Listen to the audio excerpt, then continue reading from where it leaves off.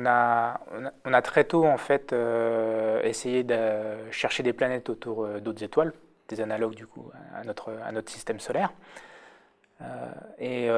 Techniquement, on s'est rendu compte qu'on allait pouvoir y arriver en la fin des années 80, début des années 90, où les détecteurs allaient être suffisamment performants pour pouvoir détecter des planètes autour d'autres étoiles. Alors il y a plusieurs techniques aujourd'hui pour faire cela, mais à l'époque on avait imaginé une technique qu'on appelle la technique des vitesses radiales, qui consiste à détecter le mouvement de l'étoile quand la planète tourne autour. Donc il faut regarder le spectre de l'étoile. Dans le spectre de l'étoile, il y a des raies d'absorption. Et ces raies d'absorption, quand l'étoile bouge, elles vont se décaler à différentes fréquences par l'effet Doppler. Et on essaie de détecter un mouvement périodique qui va être dû à une planète qui tourne autour. Donc, début des années 90, on a suffisamment de précision sur les instruments pour pouvoir détecter ces mouvements. Et de manière en fait assez naturelle, les astronomes essayaient de détecter des grosses planètes, surtout les grosses planètes qui vont pouvoir faire bouger l'étoile. Donc typiquement, l'analogue dans notre système solaire, ce serait Jupiter.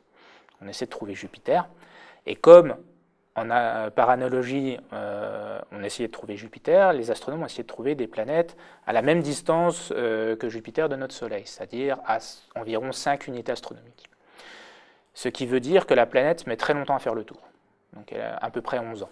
Donc ils cherchaient des modulations dans le spectre de l'étoile sur cette période-là, 11 ans, ce qui est très long. Donc ils collectaient les données et ils attendaient un petit peu en fait, parce qu'il fallait avoir beaucoup de données pour espérer voir la modulation. Et donc ça prenait du temps, on ne trouvait toujours pas les exoplanètes, et il y a en fait un groupe qui s'est mis à faire de l'analyse en temps réel de ces données. Et en faisant cette analyse-là, ils se sont rendus compte qu'ils avaient des signatures très très rapides dans les données. Et alors ça a été une très grosse surprise pour eux. Donc c'est Michel Mayor et Didier Queloz à l'Observatoire de Haute-Provence. Et en voyant ce signal, ils ont pris pas mal de temps pour vérifier parce que c'était très, très étrange, parce que la période de signal était très courte, donc environ entre 4 et 5 jours. Donc si on fait le calcul de savoir à quelle distance se trouve une planète qui orbite entre 4 et 5 jours, pour ça il nous suffit d'utiliser la loi de Kepler, et ça nous donne une distance très très proche de l'étoile. En fait. Comme Jupiter, elle mettait 11 ans en étant à 5 unités astronomiques, si on orbite en fait en 4 jours, ça veut dire qu'on est très très proche, et là ces planètes-là, cette planète-là, elle était environ à 0,05 unités astronomiques. Donc même beaucoup plus proche que l'orbite de Mercure dans le système solaire. Donc il fallait être sûr que ce soit un vrai signal. Donc, ils ont pris le temps de vérifier que ce ne soit pas un biais instrumental et ils ont été convaincus de ça à la fin de l'année 95, donc quand ils ont annoncé le résultat.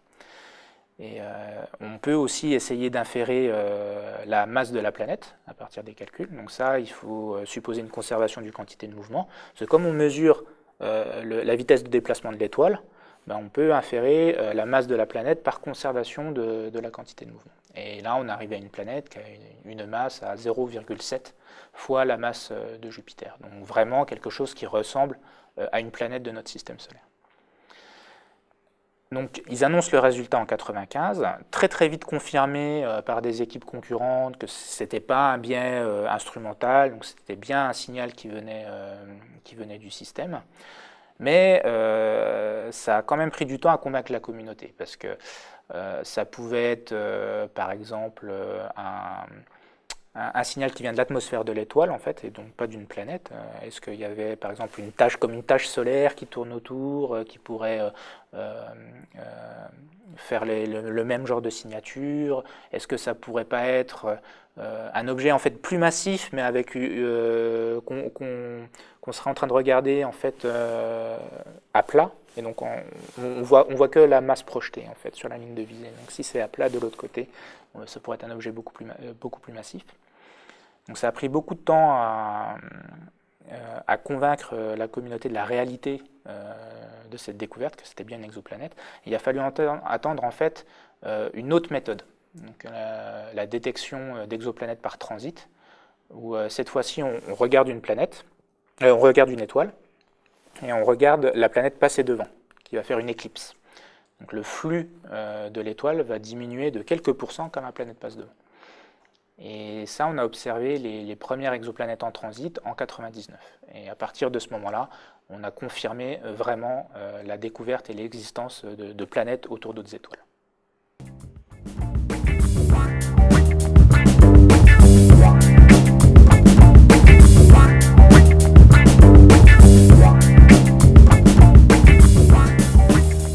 Un système d'exoplanètes, c'est en fait quelque chose de difficile à définir, à tel point que l'Union astronomique internationale n'a pas de données de définition pour le moment. On n'a que la définition d'une planète, qui est un objet qui tourne autour de notre étoile.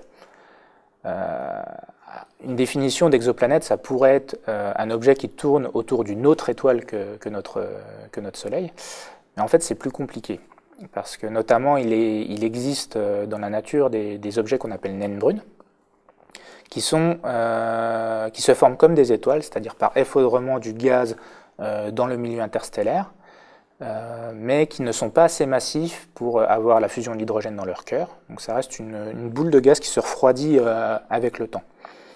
Et à contrario, ce qu'on a envie d'appeler une exoplanète, c'est un objet qui se forme dans le disque autour d'une étoile, par accrétion de gaz autour d'une graine qu'on appelle une protoplanète. Et par ces deux processus de formation, on peut former des objets qui vont avoir le même genre de masse et le même genre de température. Ce qui fait qu'on ne peut pas vraiment différencier entre les deux. Parce qu'on peut avoir un objet de cette masse-là qui s'est formé dans le disque autour d'une étoile, ou alors une naine brune qui s'est formée comme dans ce qu'on appelle des systèmes binaires, donc un système de deux étoiles qui tournent autour l'une de l'autre, ça existe beaucoup. On peut avoir un système binaire entre une étoile et une naine brune, par exemple. Et la naine brune ne s'est pas formée dans le disque de l'autre étoile, elles se sont formées en même temps. À cause de ça, on ne peut pas vraiment distinguer les naines brunes des exoplanètes. Il y a toute une gamme de masses où la frontière est floue. Et donc, les observateurs aimeraient bien avoir un critère qui permette de faire une différence. Et un critère possible, mais qui est difficile observationnellement à avoir, c'est la composition de l'atmosphère et même de l'intérieur de l'objet. Parce que si une naine brune se forme comme une étoile, elle va avoir plutôt la même composition qu'une étoile, c'est-à-dire une composition comme le Soleil.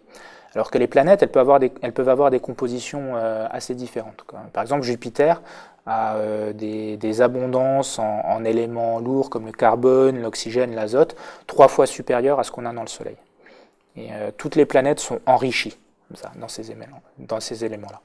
Donc on pense que les exoplanètes, ça va être la même chose, elles vont être enrichies par rapport à leur étoile, et on essaie de détecter ces signatures d'enrichissement pour essayer de déterminer est-ce que c'est vraiment une exoplanète ou est-ce que c'est une naine brune qui orbite autour de cette étoile.